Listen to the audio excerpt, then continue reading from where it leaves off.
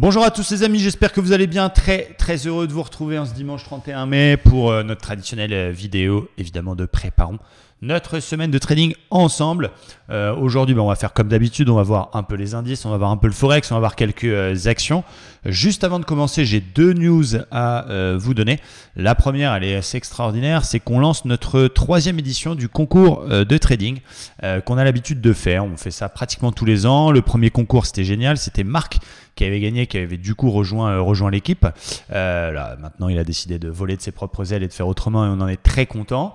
Donc, top, bravo à lui. Ensuite, on avait eu plusieurs gagnants, notamment Christophe, je ne sais pas si vous vous souvenez. Il avait gagné le premier prix sur un concours qu'on avait fait en démo. C'était cool également, il y avait eu trois gagnants. Et là, on fait la troisième édition. Donc, je vous en parle très rapidement. Voilà. Donc, c'est pas encore en ligne. Soyez patients, ça sera en ligne dans les prochains jours. Donc, on va faire un concours un peu différent de ce qu'on avait fait la dernière fois. Ce sera un concours toujours pareil avec eToro. Il faudra ouvrir un compte dédié au concours. Bien évidemment, ce sera un concours plus court sur un mois seulement avec un point tous les vendredis ou sur la chaîne YouTube justement.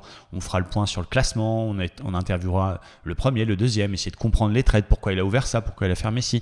Donc ça va être assez génial et évidemment on met des gros gains en place puisqu'on vous redonne une grosse partie finalement de l'affiliation. On redistribue tout ça comme on le fait à chaque fois. Donc ça c'est plutôt cool. Donc on a 5000 € de gains et ça sera évolutif en fonction du nombre de participants. Si on atteint un certain palier, les gains seront plus élevés, etc., etc. Donc, ça va vraiment être génial. Je vous en parlerai un peu plus en détail plus tard, mais je voulais vous en parler aussi un peu maintenant pour vous donner un petit peu l'eau à la bouche, en espérant évidemment qu'il y ait un maximum de monde qui participe. La deuxième, je vous en parlerai un petit peu plus tard, la deuxième nouvelle, mais dans la vidéo, mais c'est côté scalping. Comme vous le savez, on fait du scalping tous les après-midi sur le Dow Jones et on réenclenche ce qu'on avait mis en place avec OneUp Trader qui permet d'être financé quand on est bon. Donc voilà, on va remettre ça en place dans la communauté et c'est pareil, je ferai une nouvelle vidéo à ce sujet-là, mais on remet tout en place de façon à ce que vous puissiez, j'espère, être financé par OneUp. Et je vous rappelle qu'avec ça, vous pouvez avoir un capital à disposition jusqu'à 250 000 $ et garder 80% des gains. Alors, c'est très strict, c'est très difficile, il y a très peu d'élus. C'est pas genre j'arrive, j'ai 250 000, il y a tout un tas de règles à respecter. Il y a d'abord une sélection, mais c'est pas impossible. Et du coup, on va remettre ça en place au sein de notre communauté. C'est plutôt cool. Bref, revenons à nos amis les indices. On va commencer évidemment par le Dow Jones. On est le dernier jour du mois, donc on va faire un point sur la bougie mensuelle. Donc encore en rebond technique, bien évidemment. On est tout juste cassé les 61,8% de Fibo.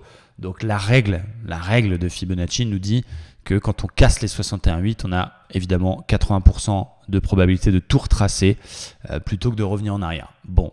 Voilà, on va essayer d'enlever le biais qu'on peut avoir. J'ai du mal à y croire personnellement. On arrive quand même sur des gros niveaux. On arrive quand même sur des grosses moyennes mobiles sur certains indices. Donc voilà, je pense pas que ce soit le meilleur timing pour faire le plein d'actions, mais force est de constater que la tendance pour l'instant, elle est encore très haussière et on n'a pas, de signal de retournement. Quand on regarde l'hebdomadaire, on en est là effectivement. On a les 61,8 donc toujours qui ont été cassés. On a échoué quand même sur la moyenne mobile 50. On est venu finalement se réappuyer sur une sorte d'ancienne zone support qui avait déjà fait support lors de la première vague de la baisse du coronavirus. On avait eu une tentative de reprise, pam, ça a été cassé et on est revenu se réappuyer là-dessus. Donc évidemment, ça va être intéressant de voir est-ce que finalement cette zone sera polarité et après avoir été support sera résistance ou est-ce qu'on va passer là-dedans comme dans du beurre. Ce sera vraiment très intéressant. En daily, donc on revoit bien cette zone qui a été support même quand même 3 fois au mois d'août l'année dernière. Donc c'est 25 260 à peu près, 25 300. Voilà, on s'est réappuyé là-dessus. Pour l'instant, ça bloque. On a une moyenne mobile 200 qui arrive quand même juste au-dessus de la tête. Bon, c'est pas encore suffisant pour parler de gros signal de retournement. On a une sorte de configuration, même si la bougie était beaucoup plus belle vendredi à mi-séance, on a une sorte de configuration en étoile du soir, mais qui n'est pas encore confirmée, donc il faut rester prudent. Et on a là aussi, c'est pas la plus belle non plus que j'ai vue, mais on a aussi cette petite résistance oblique et une petite vague de Wolfett, on va l'appeler Wolfett, voilà, hop, qui nous donne comme probabilité d'avoir finalement une conso. Donc c'est quand même un petit peu spécial, je veux dire, les acheteurs évidemment ont eu raison, bravo à ceux qui étaient acheteurs, nous on avait plutôt un biais vendeur ces dernières semaines, on s'est trompé, je pense que voilà, il faut aussi accepter se tromper et next. essayer de garder justement son sang-froid et puis continuer à trader ses stratégies et continuer à trader ses méthodes. Et voilà, il n'y a pas de... Ça arrive de se tromper. Personne n'est surhumain à toujours avoir raison. Enfin oui, ceux qui commentent le passé, ceux qui vous disent qu'il fallait acheter hier, qu'il fallait vendre mardi, etc. Eux, ils sont très très forts puisqu'ils ont toujours raison puisqu'ils parlent du passé. Nous, on vous donne notre avis. Effectivement, je me suis planté, c'est comme ça. Maintenant, aujourd'hui, qu'est-ce qu'on a? On a d'un côté le mensuel, les 61,8 cassés, qui dit que ça doit continuer normalement au niveau probabilité. Et de l'autre côté, on a une grosse moyenne mobile 200 qui arrive. On a une vague de Wolf, on a cette possible zone de polarité.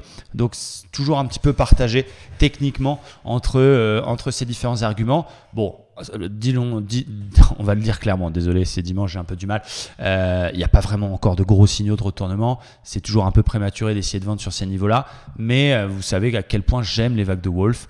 Et donc, évidemment, si on venait à confirmer lundi, on verra l'ouverture cette nuit. Si lundi, on fait une rouge et on confirme l'espèce de configuration un peu étonnante, et voilà, encore quelle coupe j'ai aujourd'hui, pourquoi pas essayer d'aller chercher la vague de Wolf qui offre un énorme ratio gain sur perte et qui peut être un trade qui vient vous faire booster votre portefeuille et justement couvrir les différentes tentatives qui n'ont pas marché. Donc ça, il ne faut pas l'oublier non plus. On est dans une activité statistique, mathématique. Nous, on a quand même des méthodes assez agressives, plutôt de contre-tendance. Donc on va peut-être avoir un taux de succès plus faible que des méthodes suivies de tendance. On va peut-être avoir des phases de drawdown. Mais par contre, quand on est en réussite, ou en tout cas quand ça fonctionne, c'est jackpot. Donc il ne faut pas l'oublier. Qu'on n'est pas évidemment magicien, mais là, si cette vague de Wolf se met en place, ça peut être absolument fabuleux. C'est pas fait. On va regarder le plan qu'on a pour demain. On va descendre un peu sur les petites UT. Donc là, on voit, vous voyez, on est venu casser les 61,8, se réappuyer dessus en intraday. Cette zone a fait support, donc ça, c'est quand même assez puissant. Je vais juste tout supprimer. Je vais vous donner mon plan pour demain. On a, rappelez-vous, l'ancien haut de range qui n'a pas encore été pullbacké, mais tant qu'on sera au-dessus de ce niveau-là, ça va être compliqué. On a quand même un petit support oblique 4 heures qui n'a que 2 points de contact qui a été cassé, pullback en cours. Bon, voilà, clairement, vu la gueule de la bougie 4 heures, c'est un petit peu compliqué. J'ai pas envie de vendre tout de suite à l'open, on va dire dimanche soir, et me retrouver tout de suite dans un short. Mais je vais surveiller quoi? Je vais surveiller cette zone ici. Voilà, au cas où on a une petite conso et qu'on vient chercher les 24 580 et qu'on a dans ce niveau un très fort signal, plus petite unité de temps type 1 heure ou 15 minutes, un marteau, une divergence, c'est une zone que je serais capable de payer. Si on casse également les plus hauts, c'est une zone que je serais capable de payer pour aller faire un petit achat intraday et aller chercher pourquoi pas le top ici, la zone 26 780, 27 000 points. C'est un petit peu ce que je visais de la cassure du range. Si on prenait la hauteur de la cassure du range ici, avec ce très beau support, ça nous donnait à peu près cet objectif.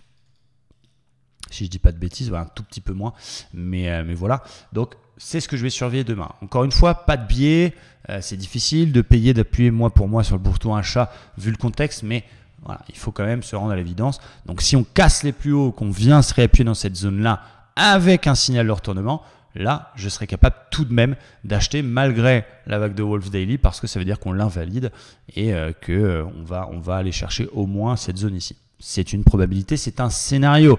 Notre boulot, c'est de faire des scénarios et de les appliquer. C'est pas de deviner, c'est dire qu'est-ce que je vais faire sur ce niveau-là plutôt que est-ce qu'il va monter, est-ce qu'il va descendre. À la limite, le bon trader, comme le bon chasseur, il voit un truc qui bouge, bam, il tire.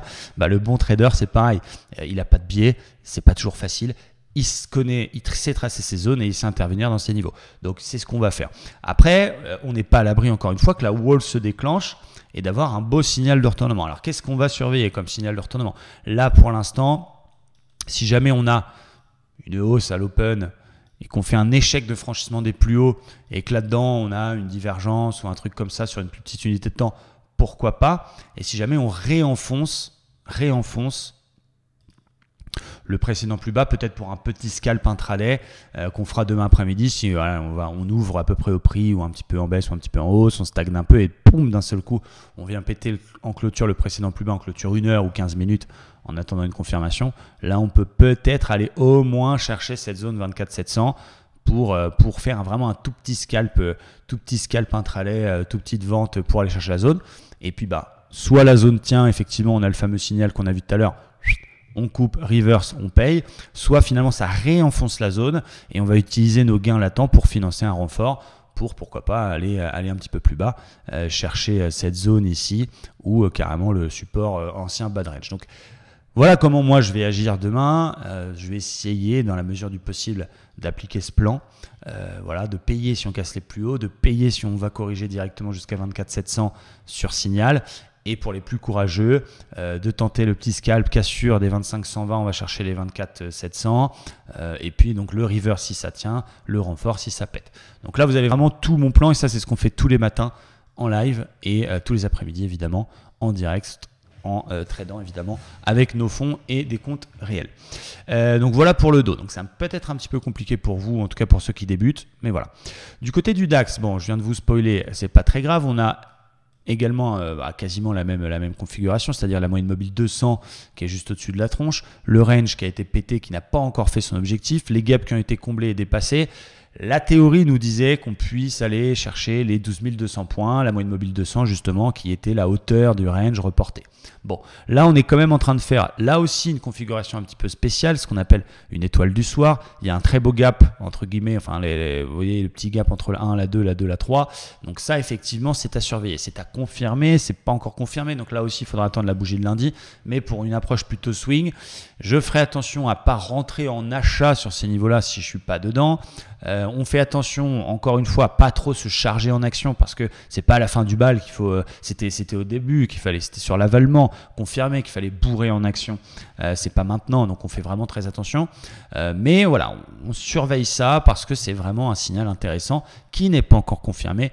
Je le rappelle. Donc mon plan pour demain, je vais passer directement sur le 1 heure. On va s'épargner le 4 heures. Vous l'avez ici.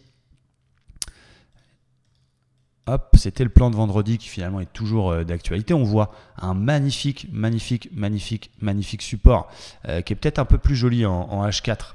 Du coup, vous allez voir, tac, voilà, je passe vraiment par les corps. Voilà, regardez comme il est beau ce support.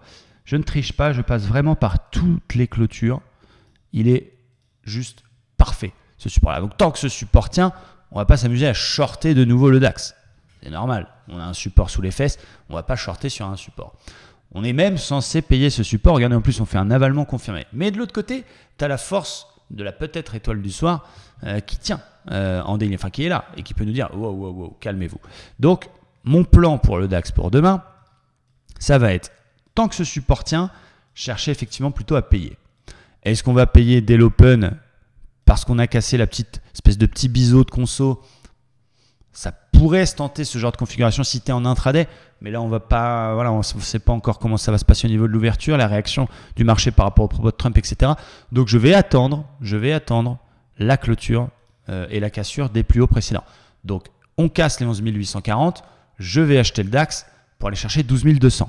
Ça, c'est un plan achat, on respecte la tendance principale, ça veut dire qu'on invalide l'étoile du soir en daily, on a attendu la cassure du plus haut, le support il a tenu, on est dans le sens du flux, etc. etc. Ça, c'est acté. Bon. L'inverse, évidemment, en plus, on surveillera évidemment la zone 200 pour éventuellement un reverse s'il y a un gros signal qui est l'objectif, le précédent plus haut, la 200, tout ça, tout ça.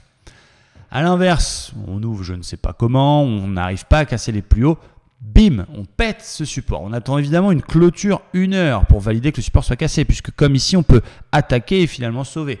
Donc on va attendre une clôture 1 heure, idéalement un petit pullback qui valide le truc. Là oui, si on casse ce support, on peut envisager d'aller chercher l'ancien haut de range et faire justement un retour sur ce niveau-là, mais uniquement si ce support oblique casse. Et un peu comme sur le dos, ça tient, on fait un signal de retournement, reverse, on repasse acheteur sur ce niveau-là, ça réenfonce, eh bien on réintègre le range, on utilise les gains latents du premier pour financer un renfort, pour aller chercher les 10 250. Bon, il faut se torturer l'esprit, il faut beaucoup imaginer. Attention à pas trop imaginer non plus parce qu'il faut essayer d'être capable de trader ce que l'on voit, ce qui n'est pas toujours facile. Mais voilà mon plan sur le DAX. Je paye la cassure des 10 840, je fais attention à ce support oblique et je le short s'il est cassé, validé, pullbacké. Et je surveillerai la zone 11 200 pour clôturer mon correctif, repasser acheteur en faisant un reverse ou renforcer si on réintègre le range. Vous avez tous mes plans. Maintenant, on va voir si le marché nous donne raison ou pas. Et on n'est pas évidemment à l'abri d'une bonne comme une mauvaise surprise. On verra l'ouverture dimanche. Je n'en ai aucune idée de gap haussier, gap baissier. Très étonnant les propos de Trump pour parler un peu fondamental, mais il ne peut pas se mettre le marché à dos, c'est fini. Il ne peut pas se mettre les Chinois à dos, c'est pas possible. À 6 mois de l'élection, bon, voilà, on verra un petit peu comment le marché va réagir. Je suis très curieux. Je reste évidemment dubitatif, comme tout le monde, effectivement, comme beaucoup. Alors, beaucoup ont simplement tradé la tendance, ont acheté, et bravo à eux. On a quand même quelques actions à l'achat, mais je reste quand même assez dubitatif au vu du contexte, mais preuve en est que le marché a toujours raison, le marché anticipe le futur et s'en branle complètement du coronavirus. Enfin, ça y est, c'est pour lui, c'est terminé. Il est déjà sur les peut-être 2021, comme le dit Gérard. Tina. Le problème, c'est peut-être qu'il y a un afflux de capitaux. Il y a énormément de capitaux à investir et les actions sont ce qu'il y a de plus alléchant au vu des taux qu'offrent les obligations, etc. Donc, pour l'instant, effectivement, les permabires ou ceux comme moi, pas permabires, mais qui aiment faire du contre-tendance, qui aiment tenter des signaux de retournement, on les a eu, on a eu des wolfs, on a eu des divergences, on a eu tout ce que vous voulez, et on s'est fait fist, et pour l'instant, force est de constater qu'il n'y a pas de gros signal, et c'est comme ça. Mais ce que je veux dire, c'est que c'est pas à la fin du bal, quand il y a des petits signaux de retournement qui peuvent commencer à apparaître, qu'il faut dire je me suis trompé, du coup, all-in achat. Non, gardons la tête froide et à nous de faire ce qu'il faut pour justement pouvoir cartonner sur les prochaines semaines. Je ne reviens pas sur le Standard & Poor's et le CAC. Je pense qu'on a fait ce qu'il fallait au niveau des indices. Le Nasdaq, incroyable Nasdaq, qui est repassé positif depuis le début de l'année, qui est en termes de pourcentage, regardez, c'est quand même terriblement fou. Il est à moins de 2% de son record historique. Bon, voilà, là aussi, il ne montre pas de signaux. On avait nos stratégies, on avait une première Wolf qui n'a pas marché, on en a une deuxième qui n'a pas marché. Bon, on n'a pris qu'une seule, mais voilà, c'est comme ça. Je reviens aussi, un dernier signal qui était quand même intéressant. Alors, le but, c'est pas de se surjustifier, on fait ce qu'on fait, on sait ce qu'on fait et on a confiance en nos stratégies, mais c'est vrai que, regardez, rappelez-vous de cette belle épaule tête épaule. Bon, tu vois, il y avait quand même des arguments et c'est comme ça. Bon, un peu de déception, mais on lâche rien et c'est justement dans ces moments-là qu'il faut rester justement fort, garder la tête froide, continuer à appliquer les choses et on sait que mathématiquement, ça va le faire, il n'y a pas de souci. Du côté du pétrole, donc le pétrole, moi j'avais clôturé mon pétrole sur la petite configuration ici de correction parce que on s'est dit, attention, ça bute sur le précédent plus haut, on pourrait avoir un correctif. Il est en train de péter gentiment, donc il est en train d'attaquer le plus haut précédent. Donc évidemment, je repasserai à l'achat si on clôture au-dessus des 35,40 pour pourquoi pas aller chercher le fameux comblement du gap. Donc on a quand même pris sur la divergence haussière, on a quand même pris tout ça sur le pétrole. On a fait un super trade. Donc on a de quoi évidemment faire un trade numéro 2 si on casse les plus hauts avec un tout petit stop juste en dessous du plus bas précédent. Et s'il n'arrive pas à casser les plus hauts, je ne vais pas shorter le pétrole, mais j'attendrai une correction et je surveillerai les deux niveaux Fibonacci importants, les 50 et les 61,8. Et toujours cette coupe qui est quand même de mieux en mieux. Il faut le dire, ça y est, ça pousse. Je ne sais pas ce que vous en pensez, n'hésitez pas à mettre un message dans les commentaires. Ce n'est pas tout à fait ce que j'imaginais avoir comme coupe, mais je ne suis pas non plus insatisfait de ça. Bref, le pétrole, donc on a fait un beau trade, on n'est plus dedans, on attend la cassure des plus hauts pour faire un deuxième trade et on attend peut-être un correctif pour rentrer. Voilà, là ça bute pour l'instant sur le précédent plus haut. Il montre quand même que voilà, il corrige pas d'une oreille, il est quand même assez solide malgré les derniers stocks de pétrole qui n'étaient pas très bons. À voir dans les prochains jours. Le gold, magnifique, cette zone 1690 sur lequel on a fait résistance, support une nouvelle fois, étoile du matin confirmée. Donc voilà, c'est plutôt pas mal. On casse, alors c'est plus court terme si on veut, mais on casse cette petite résistance oblique qui couvrait toute la petite phase de consolidation. Donc j'ai envie peut-être de faire un petit trade à l'achat avec un stop assez court sous les plus bas précédents ou sous ces plus bas là de façon à être un petit peu plus large et d'aller chercher ma zone 1780 que j'attends depuis des semaines et des semaines et des semaines. Donc voilà, très très intéressant le pétrole, le gold et cette zone 1690. On va regarder un peu pour terminer les quelques opportunités qu'on surveille. Du côté du FOFO, du REREX, on a acheté le blé. Je vous le donne en exclusivité. Nous avons acheté le blé. J'espère qu'on va faire du blé avec le blé. Pourquoi on a acheté ? Parce qu'on a un très très beau support ici qui tient et qui a été légèrement attaqué mais qui a été finalement réintégré, sauvé. Et quand on regarde en hebdomadaire, c'est beaucoup plus joli bien sûr. On a fait, regardez, un plus bas, plus haut que le précédent. On a une sorte d'épaule tête-épaule inversée, mais je vous avoue qu'elle est un petit peu dégueulasse. Ce qui a surtout, on va dire, justifié mon achat, c'est le fait qu'on casse cette résistance oblique qui couvrait là aussi toute la consolidation. Vous voyez, on est passé au-dessus, boum, on l'a cassé, on a confirmé ça. Alors oui, il y a un nœud de moyenne mobile qui arrive, mais à un moment donné, il faut aussi prendre quelques risques, hein, puisque sinon, c'est pas cool. Et surtout, ce qui est très important et ce que vous devez vraiment comprendre, c'est pas le nombre de trades gagnants qui compte. Alors effectivement, c'est chiant quand on a des pertes, c'est logique, on n'est jamais content. Mais ce qui est important dans votre trading, c'est le ratio gain sur perte. C'est-à-dire que l'espérance de gain doit toujours être beaucoup plus importante que la perte acceptée quand on a des stops bien placés, TP bien placés. Là, on a un très beau ratio puisque en visant les 580 qui est une zone de résistance, donc ce serait un peu absurde de viser plus que ce niveau-là. C'est un objectif totalement crédible, un petit peu ambitieux, mais raisonnable.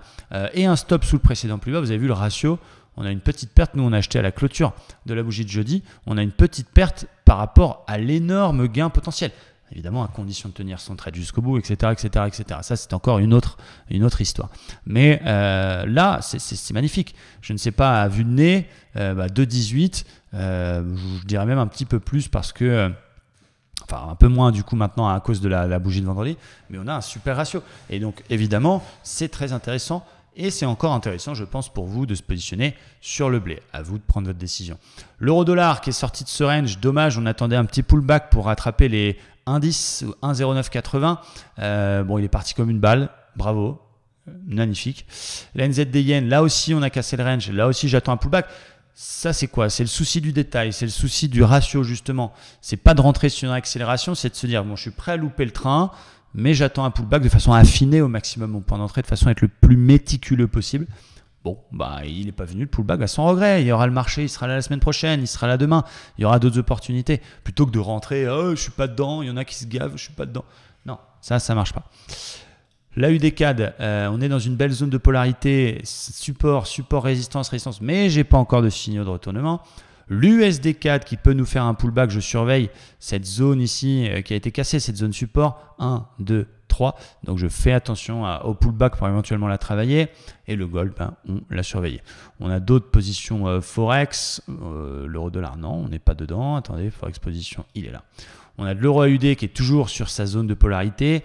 On a du GBP-USD qui est revenu pullbacker son W.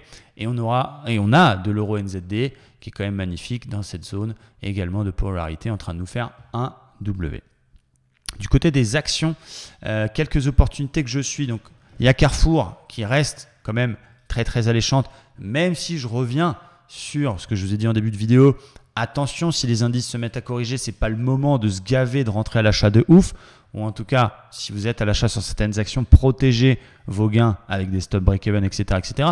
Mais il y a quand même des dossiers qui sont intéressants. Regardez Carrefour sur un énorme support, très intéressante. Et surtout, elle casse, comme l'a vu Vincent, cette résistance oblique. Donc ça, c'est plutôt pas mal. On a Wirecard sur le bas du canal qui est quand même parti, on vous en a parlé.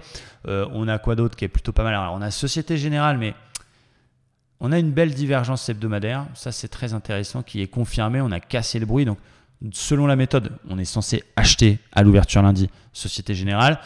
Maintenant, c'est vrai qu'en daily, là, l'espèce de cassure, d'espèce de biseau réintégration flux baissier me plaît moins. Bon, d'un sens, on a un meilleur point d'entrée. Donc, je pense tout de même, et je sais que je prends un risque, mais à un moment donné, il faut aussi savoir appliquer sa stratégie. En tout cas, je vous explique pourquoi. Je pense que je prendrai cette divergence haussière parce que les divergences, j'y crois beaucoup. Ça fonctionne très bien, quelles que soient les unités de temps. Et encore une fois, on est sur un ratio en allant chercher 50% de Fibonacci, l'ancien point bas qui peut devenir résistance et un stop très court, juste sous les plus bas récents. On a un très beau ratio. On doit avoir un ratio de 2,5. Donc, c'est pas mal. Burberry également, Burberry que j'aime beaucoup. Pourquoi? Parce qu'on a cassé cette espèce de...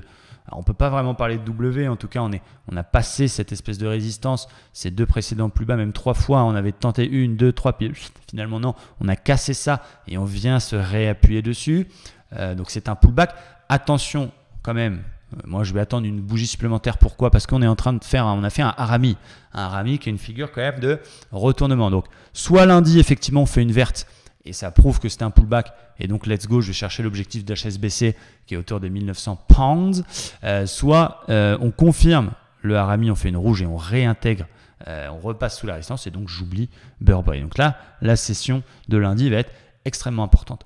On a NIO aussi qui a cassé, pullbacké très intéressant de cette action-là. On a un gros potentiel. Cassure de plus haut, pullback. Donc ça, c'est très intéressant. Et on a Proximus pour terminer en attente de surveillance du plus haut. Donc vous voyez, je suis très sélectif sur les actions sur lesquelles j'achète. J'attends des pullbacks, j'attends des confirmations. Non pas que j'ai peur de perdre, mais puisqu'on a quand même un marché qui peut se mettre à consolider, même s'il n'en montre pas de signaux, j'ai pas envie d'être chargé à la gueule alors que c'est pas forcément le bon timing. Ça, je pense que vous comprenez. Mais on ne s'interdit pas quelques achats. Du côté des actions à surveiller en short, il n'y a pas grand-chose qui montre de gros signaux de retournement. Verizin, elle est dans une résistance, on surveille. Logitech, on avait fait une divergence, mais on a fait un nouveau plus haut, donc on ne l'a pas pris, c'est invalidé. Diasorin, ça c'est intéressant puisqu'on a quand même, c'est une biotech autour du coronavirus qui a été, il y a je ne sais plus quel courtier, l'un des meilleurs, qui dit $120, 120 euros.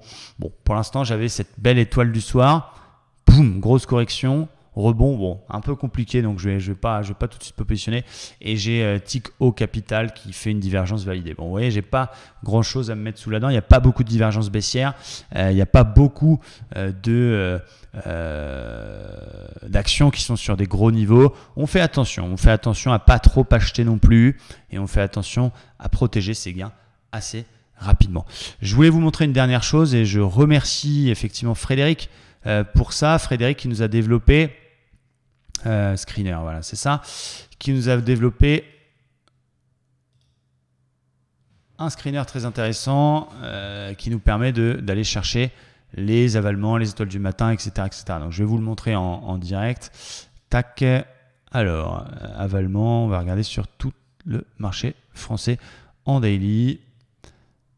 C'est complètement de l'improvisation, désolé. Alors, il n'y a qu'une action avec un avalement, ok, donc pas terrible.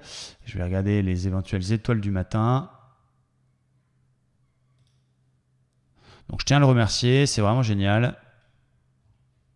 Alors, par contre, il y en a un paquet.